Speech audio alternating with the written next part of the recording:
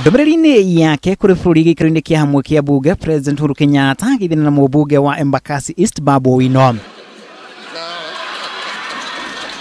Ngeithi ici cirĩ cia thayu thutha wa erĩ aya kũng'ethanĩra kĩũteti kwa ihinda.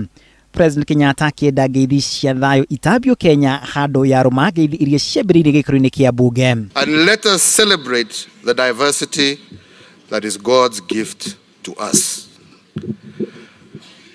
Let every leader in the country reach out to our sons and daughters and remind them that they have it in them to forge a Kenya that speaks gently.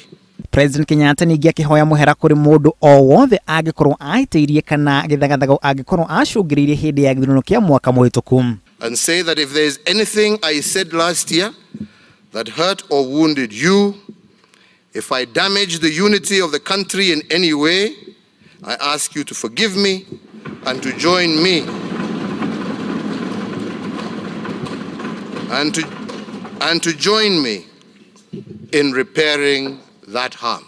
Mũtongoria wa bũrũri ningĩ agĩtĩtĩrithia kũrutĩra gwake na mũtongoria wa NASA Raila Odinga harĩ gũkinyanĩria thayu bũrũri-inĩ na gũcokanĩria akenya othe. I am not the only leader who deeply felt the need to restore unity. The Right Honorable Raila Odinga did so too.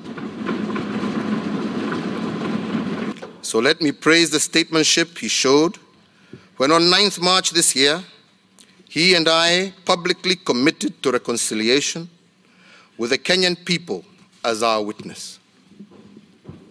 When he and I met earlier in the year, we agreed to work together to strengthen the unity of our country. President Kenyatta akiuga ũteti ndwagĩrĩirwo nĩ kũgayũkania akenya na njĩra o yothe. The Right Honorable Raila Odinga and I stood together, not because we agreed on every item of politics or policy, but because we agreed that Kenya is greater and belongs to all of us.